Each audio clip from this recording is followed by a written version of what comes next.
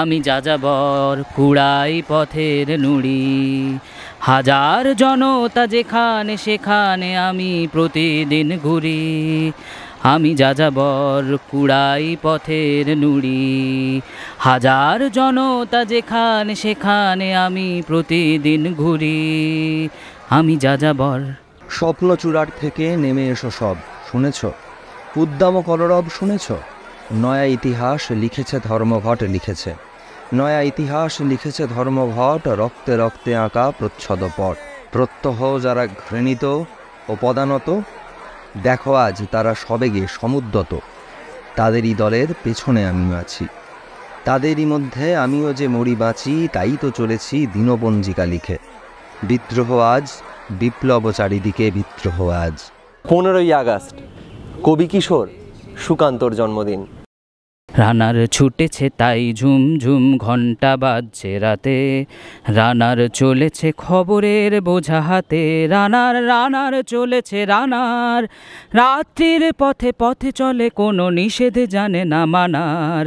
দিগন্ত থেকে দিগন্তে ছোটে রানার, রানার কাজ নিয়েছে সে নতুন খবর। রানার রানার রানার ছুটেছে তাই ঝুম ঝুম ঘণ্টা বাজছে রাতে, রানার চলেছে খবরের বোঝা হাতে। রানার রানার চলেছে রানার, রাত্রির পথে পথে চলে কোনো নিষেধ জানে না মানার। দিগন্ত থেকে দিগন্তে ছোটে রানার, রানার কাজ নিয়েছে সে নতুন খবর। রানার রানার রানার। ভারতবর্ষ তখন ব্রিটিশ শাসনে রাতের চেয়ে অন্ধকার দিন কাটাচ্ছে।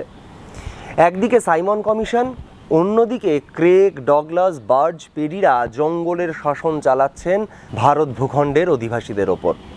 ভারতের দামালরাও ছেড়ে দেওয়ার পাত্র নয়। একদিকে ভগৎ সিং, চন্দ্রশেখর আজাদরা গড়ে তুলছেন হিন্দুস্তান সোশ্যালিস্ট রিপাবলিকান অ্যাসোসিয়েশন, অন্যদিকে যুব প্রজন্ম মাস্টারদার নেতৃত্বে দখল নিচ্ছে চট্টগ্রামের। আর কলকাতা শহরের বুকে স্বাধীনতা সংগ্রামের দায়িত্ব এবং নেতৃত্ব নিজের কাঁধে তুলে নিতে হাজির হয়েছেন ব্রিটিশের গোলামিকে লাথি মেরে আসা এক তরুণ, সুভাষচন্দ্র বোস। নতুন সমাজ গড়ার লক্ষ্যে তরুণের স্বপ্ন নিয়ে তিনি তৈরি করছেন বেঙ্গল ভলেন্টিয়ার্স বা বিভি, যারা দুর্ভিক্ষ পীড়িত খুলনা থেকে বন্যা কবলিত উত্তরবঙ্গ সর্বত্র ছুটে যাচ্ছে, পাশে দাঁড়াচ্ছে অসহায় মানুষদের। আর একই সঙ্গে সুযোগ পেলেই বারুদে আগুন দেওয়ার জন্য তৈরি করছে বিনয় বাদল দীনেশদের। গোটা দেশ অপেক্ষা করছে একটা নতুন সকালের। রানার রানার জানায় অজানার বোঝায় আজ তার কাঁধে, বোঝাই জাহাজ রানার চলেছে চিঠি আর সংবাদে। রানার রানার জানায় অজানার বোঝায় আজ তার কাঁধে, বোঝাই জাহাজ রানার চলেছে চিঠি আর সংবাদে। রানার চলেছে বুঝি ভোর হয় হয়, রানার চলেছে বুঝি ভোর হয় হয়। আরো জোরে হে রানার দুর্বার দুর্জয়, তার জীবনের স্বপ্নের মতো পিছে সরে যায় বন। আরো পথ বুঝি হয় লাল পূর্ব কোণ। এমন সময় বেজে উঠল দামামা। প্রথমটার ধ্বংসের রেশ আর চোখের জল শুকোতে না শুকোতেই হুড়মুড় করে হাজির হলো দ্বিতীয় বিশ্বযুদ্ধ। সাম্রাজ্যবাদীদের শক্তি পরীক্ষার এই মারণ খেলায় দাবার বোড়ে হলো ভারতের সাধারণ মানুষ।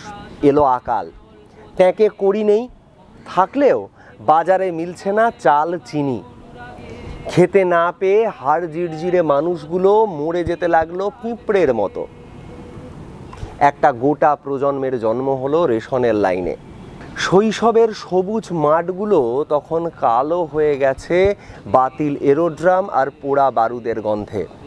সদ্যজাতর কান্না ছাপিয়ে বেজে উঠছে সাইরেন। একটা গোটা প্রজন্মের শৈশবটাই কেড়ে নিল আমেরিকান মিলিটারি ভারী বুটের আওয়াজ আর মহাজনদের হলদে দাঁত।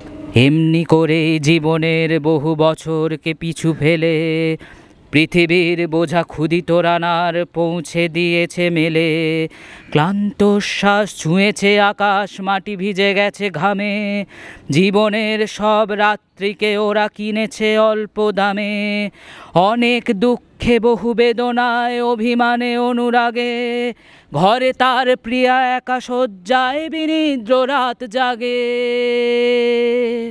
এরকমই এক নিকষ কালো রাতে খবর পাওয়া গেল ভূমিষ্ঠ হয়েছে এক শিশু এই বাংলায়।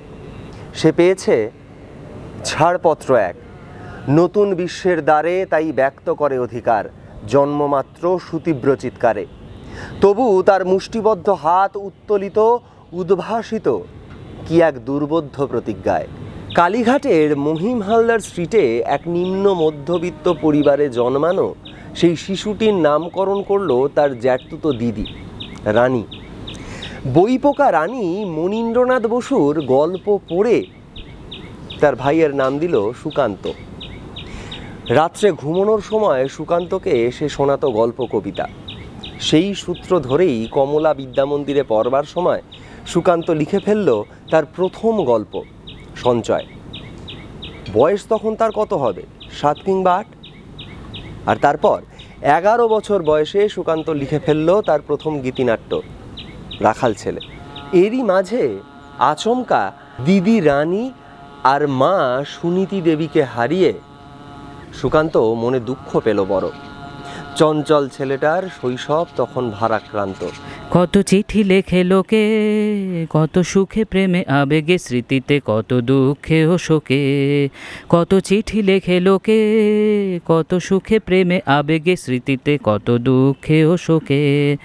এর দুঃখের চিঠি পড়বে না জানি কেউ কোনো দিনও, এর জীবনের দুঃখ কেবল জানবে পথের তৃণ। এর দুঃখের কথা জানবে না কেউ শহরে ও গ্রামে, এর কথা ঢাকা পড়ে থাকবেই কালো রাত্রির খামে। এর দুঃখের কথা জানবে না কেউ শহরে ও গ্রামে, এর কথা ঢাকা পড়ে থাকবেই কালো রাত্রির খামে। 5ম শ্রেণী পাশ দিয়ে সুকান্ত ভর্তি হলো বেলেঘাটা উচ্চ বিদ্যালয়। আর এখানেই তার পরিচয় হলো অরুণাচল বসুর সঙ্গে। ক্লাস 7-এ পড়বার সময় 2 বন্ধু মিলে সম্পাদনা করে ফেললো হাতে লেখা পত্রিকা সপ্তমিকা। তার কিছুদিন পর মাসিক পত্রিকা শতাব্দী।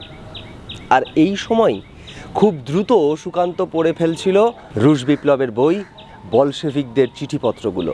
রানার রানার জানা অজানার বোঝা আজ তার কাঁধে, বোঝাই জাহাজ রানার চলেছে চিঠি আর সংবাদে। রানার রানার জানা অজানার বোঝা আজ তার কাঁধে, বোঝাই জাহাজ রানার চলেছে চিঠি আর সংবাদে। রানার চলেছে বুঝি ভোর হয় হয়, রানার চলেছে বুঝি ভোর হয় হয়। আরো জোরে হে রানার দুর্বার দুর্জয়, তার জীবনের স্বপ্নের মতো পিছে সরে যায় বন। আরো পথ বুঝি হয় লাল পূর্ব কোণ।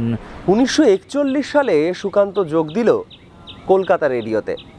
গল্পদাদুর আসরে তখন সুকান্তর লেখা গানে সুর দিচ্ছেন পঙ্কজ মল্লিক।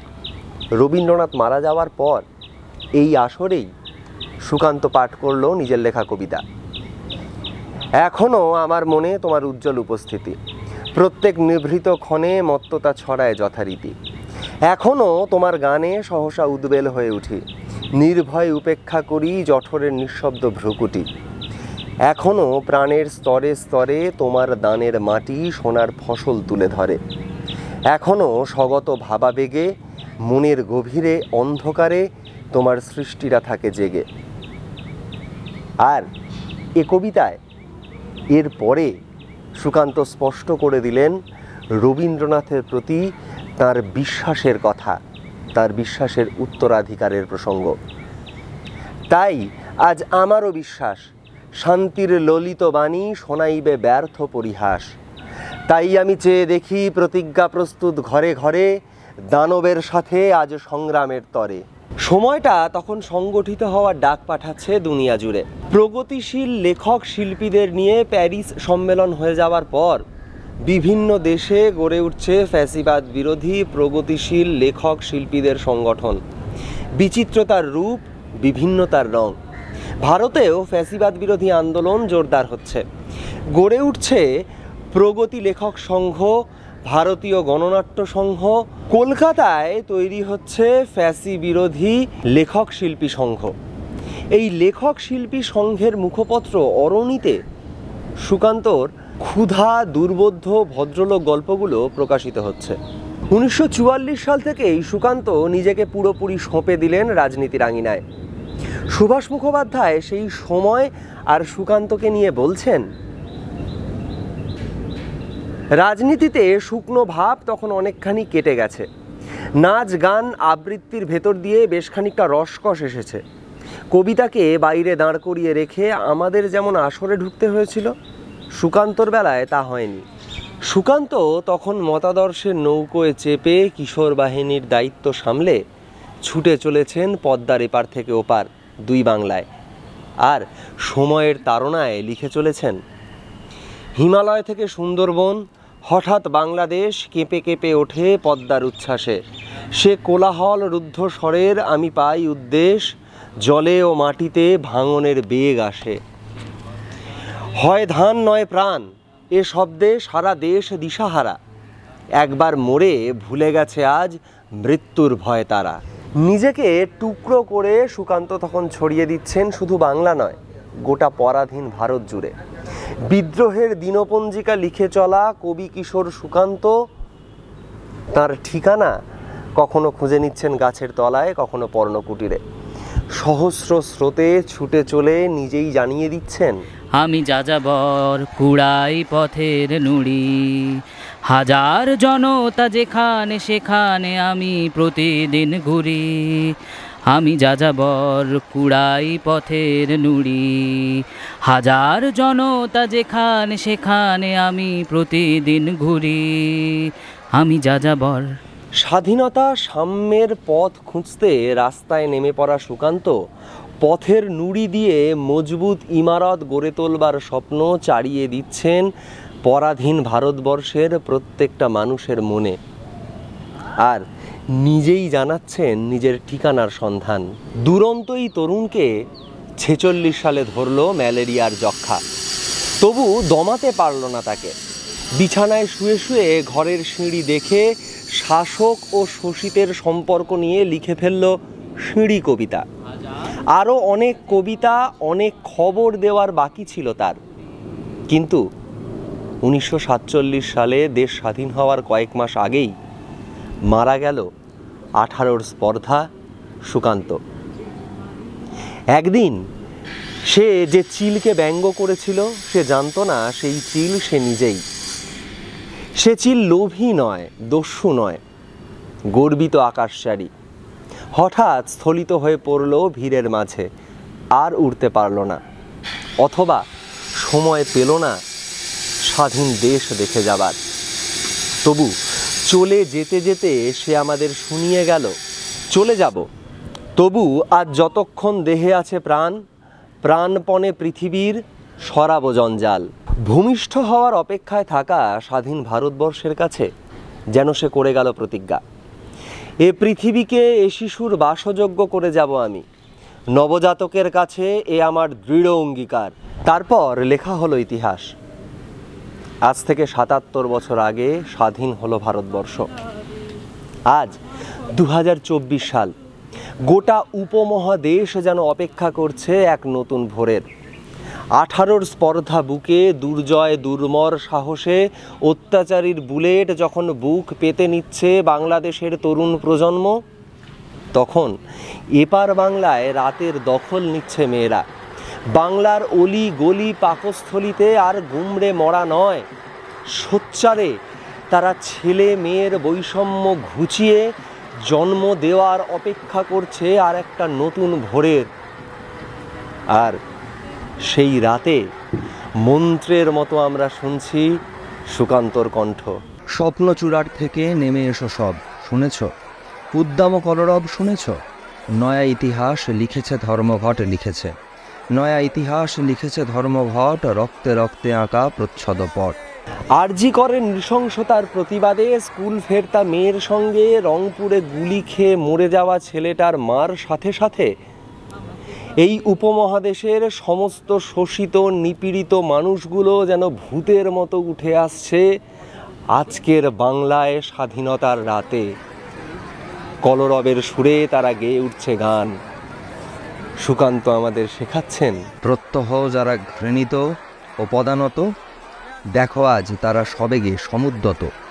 তাদেরই দলের পেছনে আমিও আছি, তাদেরই মধ্যে আমিও যে মরি বাঁচি, তাই তো চলেছি দিনপঞ্জিকা লিখে। বিদ্রোহ আজ, বিপ্লব চারিদিকে বিদ্রোহ আজ। 15ই আগস্ট কবি কিশোর সুকান্তর জন্মদিন। আমাদের এই ভিডিওটা আপনাদের কেমন লাগলো সেটা আমাদেরকে কমেন্ট করে জানাতে ভুলবেন না। আর যারা এখনও আমাদের চ্যানেলটিকে সাবস্ক্রাইব করেননি তাদের কাছে অনুরোধ, আপনারা আমাদের চ্যানেলটিকে সাবস্ক্রাইব করে আমাদের পাশে থাকবেন। ধন্যবাদ। বাংলা ভাবনা।